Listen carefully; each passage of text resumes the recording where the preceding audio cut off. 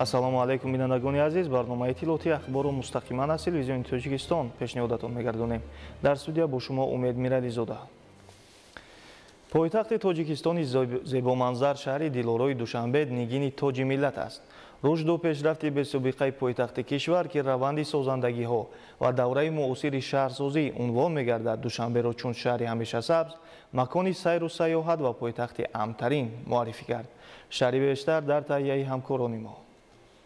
дар натиҷаи тадбирҳое ки давоми солҳои охир бо ташаббуси раиси маҷлиси миллӣ, маҷлиси олии ҷумҳурии Тоҷикистон, раиси шаҳри Душанбе муҳтарам Рустами Эмомалӣ барои рушди босуботи пойтахт ва муҳайё сохтани шароити арзандаи зиндагӣ ба сокинон ва ташкили хизматрасонии босифат ва сатҳи баланд барои сайёҳон амалӣ шудаанд, шаҳри Душанбе хеле ободу сарсабз гардида ба яке аз шаҳрҳои рушдкунанда ва пешрафтаи ҷаҳони муосир табдил ёфтааст. استقلال دولتی و وحدت کامل سرتاسری امکان فراهم آورد که جمهوری تاجیکستان خصوصا شهر دوشنبه به طور بی‌سابقه رشد کرده امروز به یکی از شهرهای زیباترین و امن‌ترین در دنیا تبدیل یافته است.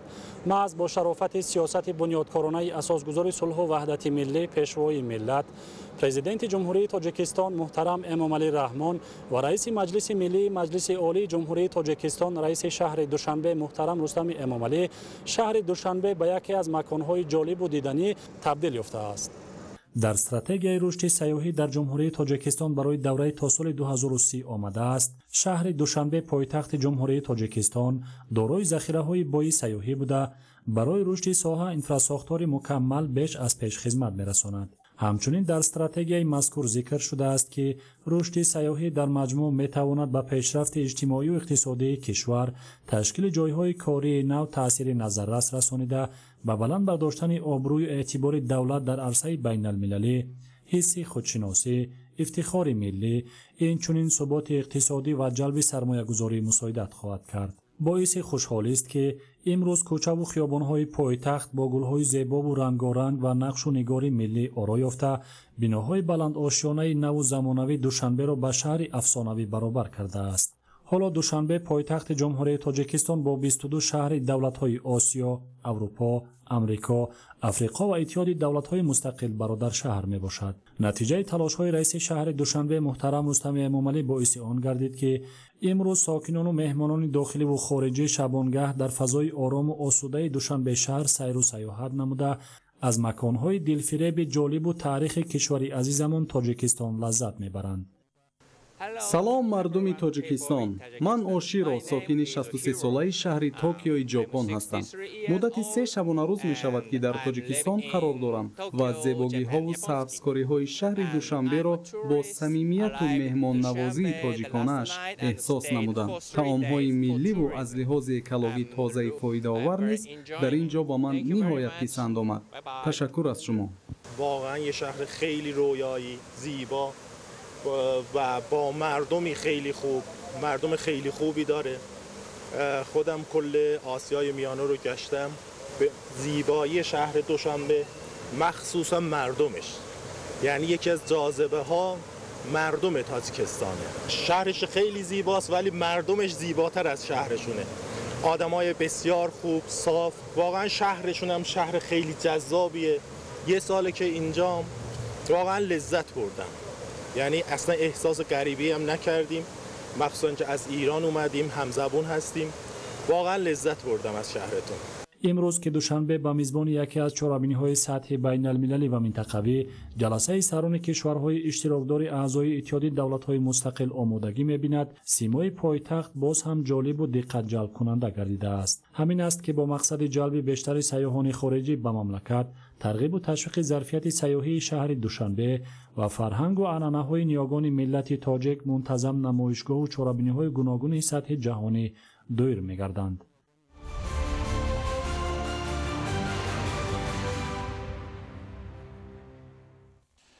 ҳамасола қарори ҳукумати ҷумҳурии Тоҷикистон ҷиҳати омодагӣ ба давраи тирамоҳу зимистон ба тасвир мерасад ки мувофиқи он соҳаҳои иқтисодиёт ва иҷтимоиёт барои фаъолияти мунтазам ва самарабахш дар давраи тирамоҳу зимистон омодагӣ мегиранд. таъминоти аҳолӣ ва корхонаву муассисаҳо бо барқ аз сатҳи омодагии шабакаҳои барқии шаҳру ноҳияҳои мамлакат вобаста аст. гузориш дар ин хусус. امروز قوای برق نه تنها منبع روشنایی بلکه منبع گرمی نیز هست. با نظرداشت این در دوره تیرماه و زمستان از کارمندان ساحه برق نیز مسئولیت دوچند را تقاضا میکند. برقچیان شهر دوشنبه امروز تلاش مینمایند که هنگام سردی زمستان در تامین اهالی و کارخانه و مؤسسه های شهر با برق مشکل پیش نیاید. عین حال با شماره 100 عدد پایه‌های کهنه در خطای برقی هوایی با پایه‌های آهن بتونی وصل کرده شدند. زیاده از 26 تن روغن ترانسفورماتوری در ترانسفورماتورهای زیرسکوهای برقی 35110 کیلووات و ترانسفورماتورهای 610 کیلووات ایلاوارزش کرده گذارده شده است و ساختمان خطای کابل 4 کیلووات در محله و کوچه‌های شهر کارها ادامه داشتند. عین حال از طرف پودراتچیان کارها با کندن چوخوری‌ها و خواباندن کابل‌ها ادامه دارند. اندیشیدن تدبیرها وابسته به کم نمودن تلفات نیروی برق با راه وصل و نصب حسابکنک‌های الکترونی مهم ارزیابی می‌گردد. اگر پس نمودن تلفات تکنیکی اساساً از حساب تعمیر و نوسازی خط‌های انتقال برق و زیرسکوها به دست آید، پس تلفات تجارتی اساساً از حساب وصل و نصب حسابکنک‌های الکترونی به دست آورده می‌شود. عوض نمودن حسابکنک‌های برقی الکترونی با حسابکنک‌های نوی زمانوی و هوشمند رفته ایستاده است. این حال در شبکه‌های برقی سینو پورا این لایحه به انجام رسید. در شبکه‌های برقی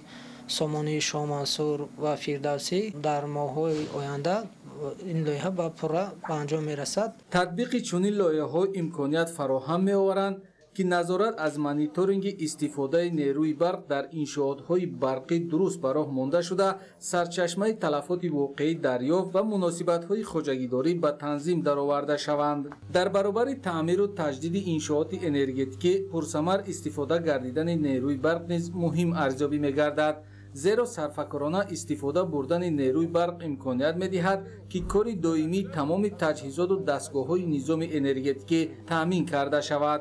صرفه‌کارانه استفاده بردن تجهیزات برقی قوای برق حالت سرباری در تجهیزات برق از اون جمله در خطای کابلی، در خطای هوایی، در ترانسفورماتور زیرسکوی ترانسفورماتوری به عمل می‌آیند که باعث صدمه‌های تکنیکی و ناراضگی مشتریان برق می‌گردند. از این لحاظ از مشتریان برق احترام خواهش می‌کنیم که نیروی برق و صرفه‌کارانه استفاده برند. در دوره تیرماه و زمستان اگر برق هر قدر صرفه‌کارانه استفاده برده شود، تأمینات همان اندازه بهتر خواهد شد.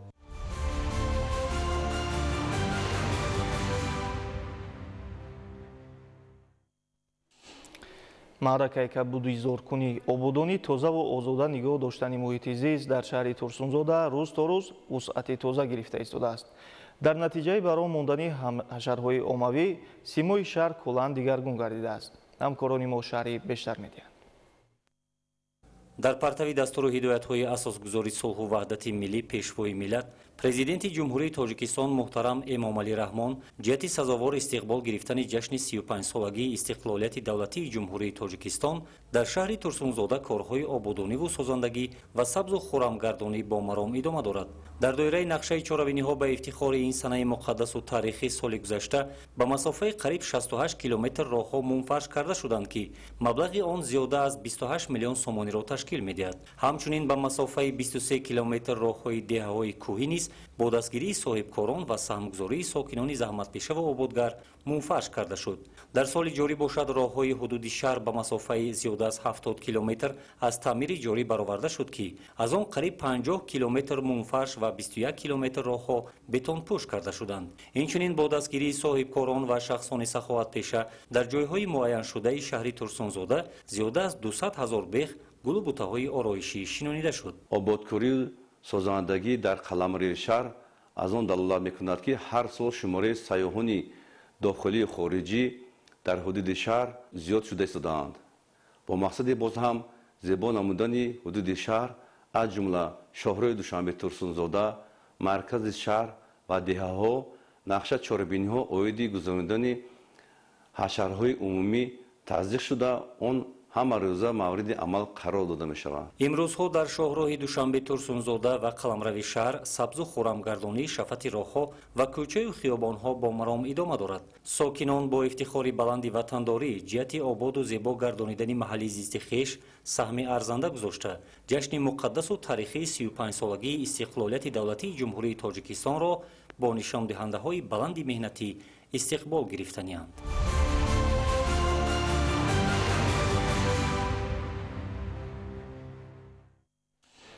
дар ноҳияи шаҳристон ҷамъоварии мева бо маром идома дорад. ҳосили боғҳо нисбат ба соли гузашта зиёд буда аз ҳар як дарахт ба ҳисоби миёна то 50 килограмм себ ба даст овардан мумкин аст. шаҳри бештар дар гузориши навбатӣ. ноҳияи шаҳристон ҳамсоли истиқлоли давлатӣ ба шумор рафта ба макони рӯ ба рушд табдил ёфтааст. ҳамасола дар ин ноҳияи наздикӯҳӣ ҳазорон нафар сайёҳони дохиливу хориҷӣ ташриф оварда дар раванди сайри маконҳои сайёҳиву истироҳатӣ бо урфу одат ва шуғли ҳамешагии сокинони ин диёри пурфайз ошноӣ пайдо менамоянд. зеро шуғли асосии сокинони ноҳияи шаҳристон бештар ба парвариш ва истеҳсоли зироатҳои мухталифи кишоварзӣ аз ҷумла меваҳои хушлаззату гуногунранг равона гардида зиндагии осоиштаву пурбаракати аҳолӣ маҳз аз рушди соҳаи боғпарварӣ вобастагии калон дорад. аз ҳамин лиҳоз зиёда аз 1100 гектар боғи ниҳолони мевадиҳандаро анвои себҳои хушрангу маззаи сафеди хубонӣ, атлассеб, навъҳои ба шароити маҳал мутобиқ гардидаи старкрепсон, тиллоранги амрикоӣ ва сурху зарди маҳаллӣ ташкил медиҳанд. феълан хоҷагидорону боғдорон бо истифода аз мусоид омадани обу ҳавои фасли тирамоҳ ба ғунучини анвои гуногуни себ машғул буда дар баробари захира намудан барои зимистонгузаронӣ ҳамзамон ҷиҳати таъмини бозорҳои шаҳру ноҳияҳои вилоят ва пойтахти кишвар шаҳри душанбе ҷаҳду талош меварзанд. ҷамъоварии мева имконият медиҳад ки деҳқонон фоидаи софи иқтисодӣ ба даст оварда дар рушди минбаъдаи иқтисодии ноҳия ва беҳтар шудани шароити зиндагиашон саҳмгузор бошанд. аз ҷониби дигар фоидаи софи ба дастомада ҷиҳати боз ҳам васеъ гардонидани қитъаҳои боғ аз ҳисоби заминҳои бекорхобида ва талу теппаҳо масраф мегардад. хоҷагии деҳқонии зулфон бобо дорои 1.4 гектар майдони боғ буда дар он асосан меваҳои ба шароити маҳал мутобиқ гардидаи себҳои гуногуни ба содирот нигаронида шуда шафтолу, зардолу, биҳӣ ва олу парвариш меёбанд. баробари фаро расидани мавсими себчинӣ соҳибкорони маҳаллӣ меваҳои истеҳсолгардидаро бо нархи дастрас харидорӣ ва ба минтақаҳои гуногуни тоҷикистон ва хориҷ аз кишвар интиқол медиҳанд. боғба себ коштагимон шафтолай, зардолай, олуҳай мана имсол ҳосили фаровон гирифтем, ҳам аз зардолӣ, ҳам аз шафтолӣ, ҳам олу. мана ҳозир шиниши сепа кардостем. туфайли меҳнати шабонарӯзии хоҷагидорон ва истифодаи дурусту ҷорӣ намудани қоидаҳои агротехникаи боғдорӣ ноҳияи шаҳристон бо меваҳои шакарини хеш шӯҳратёр гардидааст. феълан маҳсули дасти боғдорон дар канори шоҳроҳи аҳамияти байналмилалӣ доштаи душанбе шаҳристон истаравшан хуҷандчаноқ ки бо номи бозори деҳқон шӯҳрат дорад бо нархи дастрас ба фурӯш бароварда мешавад. феълан кишоварзон имкон доранд ки ҳама гуна маҳсулоти истеҳсол намудаи хешро дар ҳамин ҷо ба фурӯш бароварда сатҳи зиндагии хешро беҳтар созанд. боиси қайд аст ки кишоварзону хоҷагидорони ноҳияи шаҳристон ҳар ваҷаб заминро самаранок истифода бурда пас аз ҷамъоварии ҳосили мева ва картошка зери дарахтон ва майдонҳои аз кишт холишударо бо истифода аз техникаҳои гуногунтамғаи кишоварзӣ шудгор намуда бо ин васила заминро ба кишти аввали баҳорӣ омода месозанд. фирдавс умарзода, мазбут бобозода, орзу маъруфзода, ноҳияи шаҳристон, ахбор.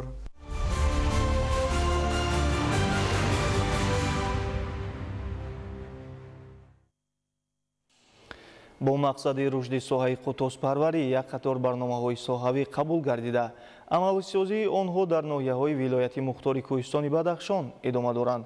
дар доираи татбиқи барномаҳои соҳавӣ имсол 50 сар қутуз ба ноҳияи Рошқалъа дастрас карда шуд. гузориш дар ин хусус. қутузпарварӣ яке аз самтҳои афзалиятноки соҳаи чорводорӣ ба ҳисоб рафта бо тараққӣ додани он имконияти истеҳсоли гӯшту шири нисбатан арзон ва аз ҷиҳати экологии тоза мавҷуд мебошад. соли гузашта дар ҳамаи шаклиҳои хоҷагидории вилоят 24489 сарқутоз мавҷуд буда ба ҳолати озира бошад дар ҳамаи шаклиҳои хоҷагидорӣ ин саршумор ба зиёда аз 27500 сар расонда шудааст. мавзеи ҷавшангози ноҳияи Рошқалъа барои рушди соҳаи қутузпарварӣ хеле мусоид буда соли 2023 бо маблағгузории ҳукумати ҷумҳурии Тоҷикистон аз тарафи вазорати кишоварзии ҷумҳурии Тоҷикистон ба ин ҷо 70 сарқутос дастрас гардид ки имсол саршумори онҳо ба 89 сар расонда шудааст. шароити хуби парвариши қутос дар мавзеи ҷавшангозро ба инобат гирифта имсол боз дар доираи барномаи маҷмуавии рушди соҳаи қутоспарварӣ, паррандапарварӣ, моҳипарварӣ ва замбури асалпарварӣ дар ҷумҳурии Тоҷикистон барои солҳои 2023-2027 боз 50 сар ҷавонаҳои қутос ба водии ҷавшангози ноҳияи Рошқала дастрас гардиданд. ҳамасола аз тарафи ҳукумати ҷумҳурии Тоҷикистон барои рушди соҳаи чорводорӣ маблағҳо ҷудо гардида, яъне саршумори барои харид кардани саршумори қутос маблағҳо ҷудо шуда истодаанд. соли 2023 аз тарафи ҳукумати ҷумҳурии Тоҷикистон маблағҳо ҷудо гардида аз ноҳияи Мурғоб 80 сар саршумори қутос харидорӣ гардиданд ва аз он 10 сар ба ноҳияи Дарвоз ва 70 сар ба ноҳияи Рӯшқала ба водии ҷавшангоз интиқол дода шуданд. бо мақсади ривоҷ додани раванди такрор истеҳсолкунӣ ва шароити иқтисодии хоҷагиҳо имконияти зиёд намудани саршумори қутос дар ноҳияҳои Рӯшон, Шӯҳнон, Рошқала, Ишкошим ва Мурғоб мавҷуд мебошад. ба ин васила имсол боз 20 сар қутос ба ноҳияи Ишкошим дастрас карда шуданд. бояд гуфт парвариши қутос дар баландкӯҳҳо бисёртар ба роҳ монда шуда ба ҷуз ноҳияи Мурғоб дар хоҷагиҳои чорвопарварии ноҳияҳои Рошқалаву Сағирдашт низ имконияти мусоид мавҷуд мебошад. ба хусус иқлим ва чарогоҳҳои ҷавшангоз барои парвариши қутос хеле мувофиқ аст. дар чарогоҳҳои ҷавшангоз барои пешрафти соҳа имкониятҳои васеъ мавҷуд буда, айни ҳол барои паси сар намудани зимистони солҳои 2025-2026 ба миқдори муайян хӯроки чорво захира карда шудааст. қутоспарварӣ барои таъмини амнияти озуқаворӣ хеле қулай буда, баҳри ривоҷи хуби соҳа имконият пайдо мегардад ки аҳолии сари вақт аз гӯшти ширу аз ҷиҳати экологӣ тоза таъмин бигардад. зарурияти инро ба назар гирифта дар ноҳияҳои вилоят барои равнақи он тадбирҳои амиқ андешида шуда истоданд. моҳираи тоҳир, муборакшои рустам, ноҳияи Рошқала, ахбор.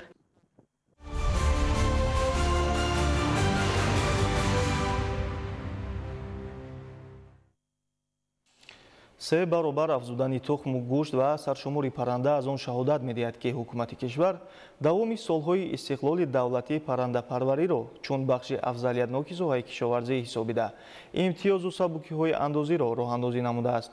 чунин имтиёзҳои давлатӣ имрӯз боиси таъмини талаботи бозори дохилӣ бо гӯшту тухми парранда ва зиёд шудани корхонаҳои паррандапарварӣ гардидааст. ҳикматулло Назарзода гузориш медиҳад. зудрас, тез инкишофёбанда ва таъминкунандаи бозор бо гӯшту тухми парҳезӣ соҳаи паррандапарварӣ аст. татбиқи барномаҳои давлатӣ, ҷорӣ гардидани имтиёзҳои андозиву гумрукӣ ва дигар дастгириҳо имкон дод ки дар солҳои истиқлоли давлатӣ паррандапарварӣ чун бахши афзалиятноки соҳаи кишоварзӣ рушди бемайлон намояд. саршумори парранда дар солҳои 1991-2010 ва ба ҳолати 1 сентябри соли 2025 дар ҷумҳурии Тоҷикистон, соли 1991 6 миллиону 586 ҳазору 398 сар, соли 2010 4 миллиону 402 ҳазору 688 сар, ба ҳолати 1 сентябри соли 2025 12 миллиону 954 ҳазору 567 сар. бо дастгири ҳукумати ҷумҳурии Тоҷикистон ва махсусан пешвои миллат президенти мамлакат Эмомали Раҳмон, паррандапарварӣ низ дар ҷумҳурӣ бо як сурати калон рушд ёфта истодааст. агар нисбати солҳои 91 гирим, агар имрӯз истеҳсоли тухм қариб 3 маротиба зиёдтар шудааст. истеҳсоли гӯштам ҳамин қадар зиёд шудааст. ҳаминро қайд кардан даркор аст ки дар рушди паррандапарварӣ махсусан пешниҳоди президенти мамлакат соли 2017 дар паёмашон ба маҷлиси олӣ таъкид карданд ки паррандапарварӣ дар таъмини амнияти озуқавории мамлакат соҳаи афзалиятнок ҳисобида шуда имтиёзи давлатӣ пешниҳод гардад. намояндагони бахши хусусӣ бо бархурдор гардидан аз ин сабукиҳо дар ғанигардондани бозори истеъмолӣ бо гӯшту тухми парранда нақши назаррас гузоштанд. афзоиш ёфтани истеҳсоли маҳсулоти рақобатпазир имкон фароҳам овард ки воридоти гӯшту тухми парранда коҳиш ёбад ва имкони содирот намудан муҳайё гардад. истеҳсоли тухм дар солҳои 1991-2010 ва ба ҳолати 1 сентябри соли 2025 дар ҷумҳурии Тоҷикистон, соли 1991 454 миллиону 300 ҳазор дона, соли 2010 231 миллиону 924 ҳазор дона. ба ҳолати 1 сентябри соли 2025 914 миллиону 159 ҳазор дона. миқдори корхонаҳо яъне аз 65 адад то 128 адад омада расид. Саршумори парранда бошад 2.3 маротиба, истеҳсоли тухм бошад 3.5 маротиба ва истеҳсоли гӯшти парҳезии парранда бошад 6.2 маротиба афзуд. Истеҳсоли маҳсулот зиёд гардид, саршумори ҳам зиёд гардид, боиси рӯҳбаландию ҳавасмандии паррандапарварон, мутахассисон ва олимони соҳа гардид. ин далели он аст ки имтиёзу сабукиҳои аз ҷониби президенти ҷумҳурии Тоҷикистон пешвои миллат муҳтарам Эмомалӣ Раҳмон пешниҳод шуда ба рушди фаъолияти намояндагони бахши хусусӣ мусоидат намуд. дар маҷмӯъ имтиёзҳои барои рушди соҳаи паррандапарварӣ пешниҳод шуда ба пешрафти он такони ҷиддӣ бахшиданд. истеҳсоли гӯшти парранда дар ҳама шаклҳои хоҷагидории ҷумҳурии Тоҷикистон ба ҳолати 1 сентябри солҳои 2024-2025 ба ҳолати 1 сентябри соли 2024 29044 тонна, ба ҳолати 1 сентябри соли 2025 29104 тонна зиёд гардидааст 60 тонна. дар шароити хоҷагиҳои деҳқонӣ инфиродӣ барои афзун намудани истеҳсоли гӯшт ва танзими нархи он дар бозори истеъмолӣ парвариши дигар намуди паррандаҳои кишоварзӣ ҳам ба роҳ монда дар кор, ҳамзамон аз қабили мурғи марҷон ки ин паррандаи равияи гӯшти аст ва танзими нархи гӯшт дар бозор метавонад таъсири мусбӣ расонад.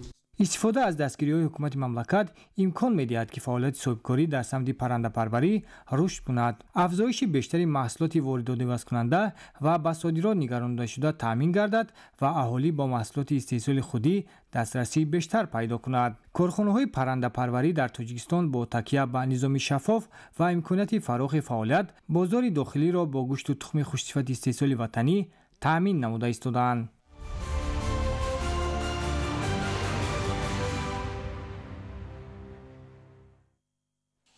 бинандагони азиз, дар ҳаминҷо барномаи иттилоъоти ахбор ба анҷом мерасад. ҳамкоронамон шуморо дар нашрҳои минбаъда бо тозатарин хабару гузоришҳои рӯз ошно менамоянд. хайр.